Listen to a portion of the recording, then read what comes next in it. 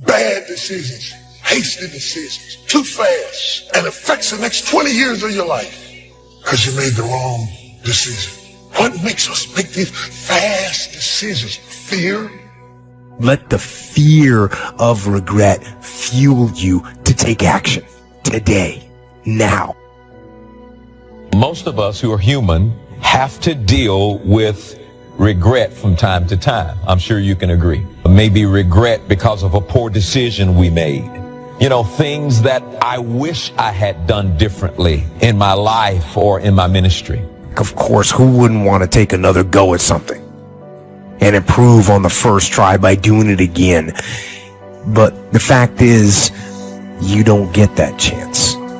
Don't let regret beat you down. Don't be a slave to regret. No, let it teach you. Let it make you better. The only one that can stop you is you. If you let your mistakes define you, if you wear labels that people stick on you, that will keep you from your destiny. When someone keeps bringing up your past mistakes, trying to get you to live condemned, you can't stop them from putting labels on you, but you can take them right off. My past is over. My mistakes are behind me. My failures are in my yesterday. And you know what? I'm not bringing them into today. Leave the past and move forward. You're going to have to put that where it belongs. You know, we all have a past, but we don't need to live there anymore. If you ask people what they regret, especially as they get older, what they generally report is things not done. So they don't regret so much mistakes they've made, although of course people obviously regret mistakes they've made as well. So they don't exactly regret sins of commission, right? Errors that they've actively made. They torment themselves for opportunities that had presented themselves that they did not, let's say, exploit or engage in. The regret we feel for things that we've done, though intense, only lasts a short period of time. But the regret that we feel for things that we missed out on, that can extend throughout a lifetime. Because most of us are scared, and we choose to lead an easy life. We choose to take the safe path. And by doing so, we start to rack up those regrets. But there is a solution. You have to be willing to be bold. Bad decisions, hasty decisions, too fast, and affects the next 20 years of your life because you made the wrong decision.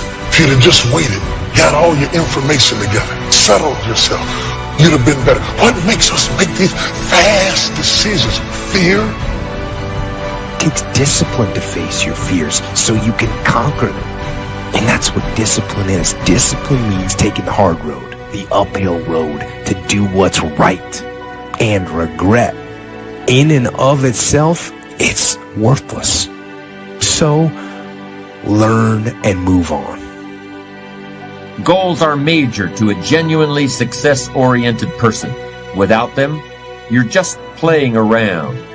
The difference between a goal-directed individual and someone without goals is like the difference between a Wimbledon champion and a kid batting a tennis ball around on a court with no net, no opponent to bring out the best in him, and no way of keeping score. Despite everything that's been written about the importance of goal setting, very few people actually put it into practice. It's always amazed me the way the average guy puts more thought and effort into planning his 2-week vacation than he devotes to planning his life. What's he taking a vacation from? He hasn't really decided what he's trying to do in life, but for 2 weeks out of the year, he just decides he wants to do something else. And this is what he plans very carefully. Challenge creates strong character, and goals represent challenge in its most positive form. Leaders have their personal goals clearly in focus, as well as the goals of the organization. In fact, one of the principal responsibilities of leadership is defining goals for the vast majority of people who aren't able to do it for themselves. True desire in the heart, whatever it is you want to do, work hard to get it. Don't just Aspire to make a living. Aspire to make a difference. That was my mindset. And that's how you get through things. You you immerse yourself wherever it is, and you become that. You become that and give yourself no way out. The scariest thing in the world to me, even to this day, was that could have been the rest of my life. I thought then I was trying hard. That's the scariest thing in the world. To absorb, let life touch you. Don't let it kill you, but let it touch you. The experiences you have, the good ones, the bad ones, the highs and the lows. Part of the gift you can give to others is the gift of your experience, if you remember. If it's vivid, if it's powerful, if it's fresh, if it's unique, if it's vital.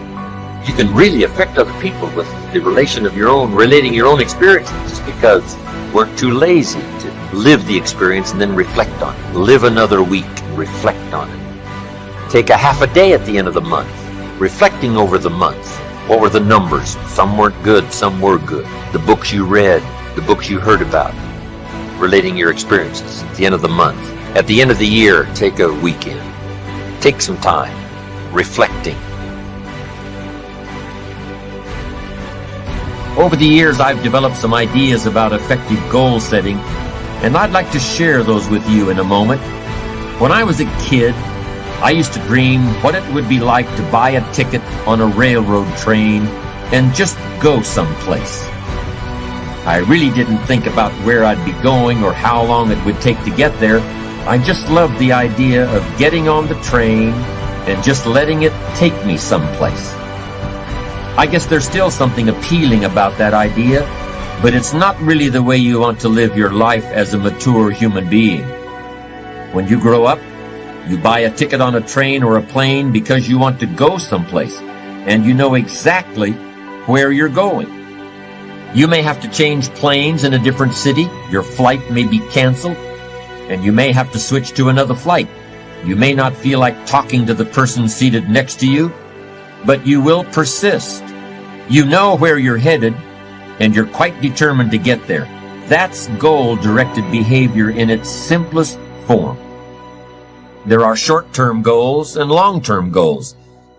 Long-term goals are the equivalent of a major journey. When you reach the point where you've achieved your long-term goals, your life will be fundamentally changed, and the process of getting to that point will transform you into a stronger, wiser, higher-performing person than you are now. How can you identify your long-term goals? On a sheet of paper or in a notebook, write these 5 headings. Number 1, what do I want to do? Number 2, what do I want to be? Number 3, what do I want to see? Number 4, what do I want to have? And number 5, where do I want to go? Now, under each of these categories, write down several possible long-term goals. Be very relaxed about this. Just allow your mind to flow and come up with 3 to 6 ideas for each category. Don't worry about a lot of details at this point, and don't spend too much time describing a particular goal. In category number 1, for example, what do I want to do? Suppose you want to write a book about the history of your family, going back to the arrival of your great-grandparents in the United States. Just quickly jot down family history. Then as you look down the list of categories, it occurs to you that you've always wanted to see the pyramids in Egypt. So you write pyramid. Keep writing down ideas as long as the list of categories continues to inspire you. You'll probably be surprised at some of the things that turn up.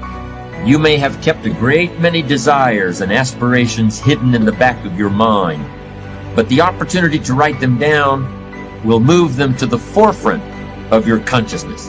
That's one of the benefits of this technique. When you're satisfied with your list of long-term goals, read through the list once again. Then, beside each item, write the number of years that you believe it will take you to achieve that particular goal. For example, you may estimate that it will take you 10 years to research and write the book on your family history. But you'll need only 5 years to get yourself into a position where you can take a trip to the pyramids. Create a time frame like this for every one of your long-term goals.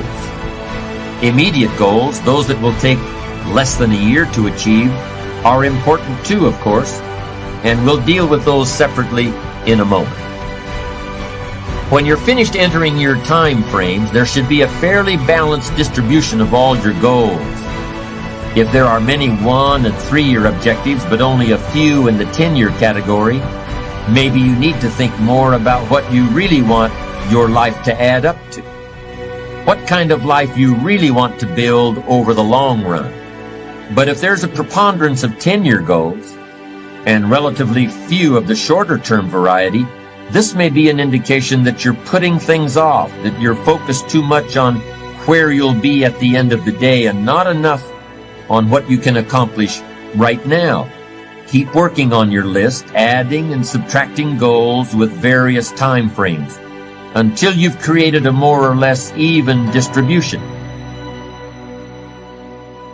Be the best. Lifelong personal development and the commitment to personal excellence requires tremendous dedication, discipline, and willpower. It is often the case that we know what we need to do, but we lack the courage to take the risks that accompany trying anything new. Instead, we make excuses for inaction. The great thing about excuses is that no matter what happens, excuses are always there waiting to be used. Anybody can have an excuse for absolutely anything, but the downside of excuses is that nobody really believes them. If you make excuses, they're going to know it, and they're going to think less of you. But if you refuse to rely on excuses, people are going to know that too, and they'll admire you for it. You need large amounts of self-discipline to deal courageously with all the fear-inducing events of your life. Courage is rightly considered the foremost of the virtues, for upon it all others depend. Often, fear is necessary to preserve life, prevent injury, and guard against financial mistakes. As you might imagine, I don't think we should spend a lot of time regretting the choices we've made in the past. To spend time brooding over how things went, that's an illusion. What you're doing is suffering pointlessly in the present under the shadow of certain memories. You're telling yourself a story about something that might have been over and over again. How long do you want to do that for? And sometimes life is going to knock you down, but because you have been knocked down don't mean that you finished. No, you knocked down, but not knocked out. No.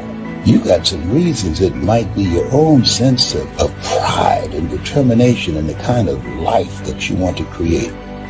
So, if everyone is afraid, what is the difference between the brave person and the coward? The brave person disciplines himself to confront, deal with, and act in spite of the fear. In contrast, the coward allows himself to be dominated and controlled by the fear. The difference between the hero and the coward is that the hero sticks in there 5 minutes longer.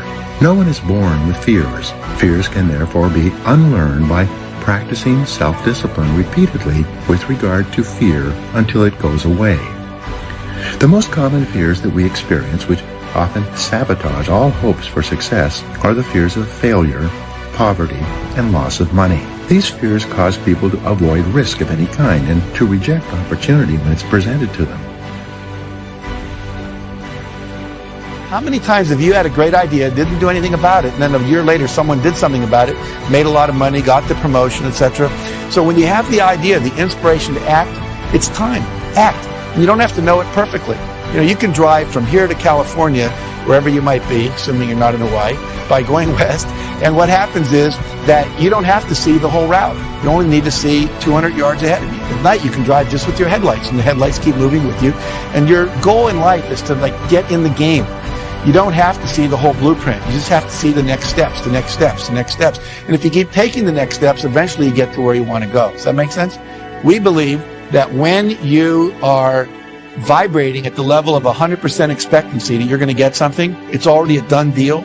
You know, piece of cake, no big deal. We're going to win this thing. We're going to get that contract. You know, I'm going to make this thing happen. And what happens is the universe literally responds. sometimes when you're doing this, you're putting on it the vision of this should happen by this date. It's okay to set goals like that, but sometimes it takes a week longer, a year longer, whatever. But law of attraction says if you'll just hold the expectancy, like attracts like. If you say, I want to be a millionaire, but I don't know anyone that would ever teach me how to do that. Or I want to buy a car, but I don't have any money. Then what you're doing is saying, it's like calling up Domino's Pizza and saying, send me a pizza. And calling them up a minute later and saying, never mind. It's like, you've got to create the space mentally to hold this vision that you've got. And that requires expectation and then knowing that the perfect thing is on its way. You should always make decisions with your heart and soul. You can use your brain for math. You can use your brain to look at the fine print in a contract. But when it comes to the actual feel of the decision, you always want to go inward and check it against your heart and soul. Here's the simple test. Does the decision that you're about to make expand you, expand your future, or expand the possibilities of your life? If the answer is yes, then the decision is yes, no matter how terrifying it is. Here are some action exercises that you can do. Make a decision today to invest in yourself and getting better, as if your future depends on it, because it does.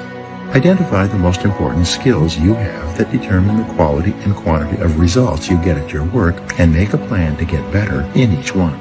Set excellent performance in your work as a goal, and then determine exactly what you will need to do every day to join the top 20% or better in your field.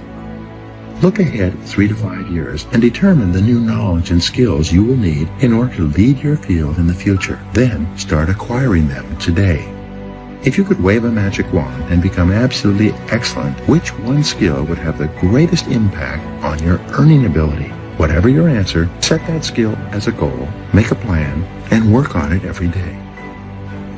Commit yourself today to lifelong learning and never let a day go by without getting better in some area. Now comes the really challenging and interesting part. So far, you've just been adding things to the list, but now it's time to start making some selections. Now you're going to start asking yourself, what's really important compared to what might just be sort of fun? Choose 4 goals from each of the 4 time frames, 1 year, 3 year, 5 year, and 10 year. Now you have 16 separate goals. So far, you've only referred to them in shorthand fashion. But now you're going to start seeing them very, very clearly in your mind's eye. You're going to see each goal just as if it were being realized this very minute. And you're going to write down a detailed description of exactly what you see. Do you intend to open a handmade furniture store in 3 years? What will the store look like from the street out front? Will there be gold leaf lettering on the windows? Or will there be a sign hanging over the door instead? How many square feet will the store contain? Will there be a showroom area for the furniture in front and a workspace in back? Or will the furniture be built at a different location? Do you intend to have any employees, or will you run the business entirely by yourself? Think of all the questions that need to be answered in order to see your goal with absolute clarity. Review what you've written at times, and keep track of your progress toward these objectives.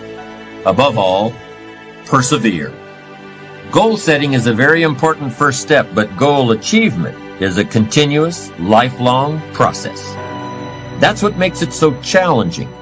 That's also why it's so extremely rewarding to finally attain your long-term goals. With regard to immediate goals, those that require anywhere from a day to a year to achieve, I recommend creating lots of objectives that can be accomplished in a month or less. Write them down. Read what you've written at frequent intervals. Keep track of your progress. And do something often that brings you closer to realizing these very short-term objectives. That way, you'll always have something to celebrate. These goals are not only important in their own right, they're also confidence builders and motivators toward a lifestyle based on perseverance and achievement.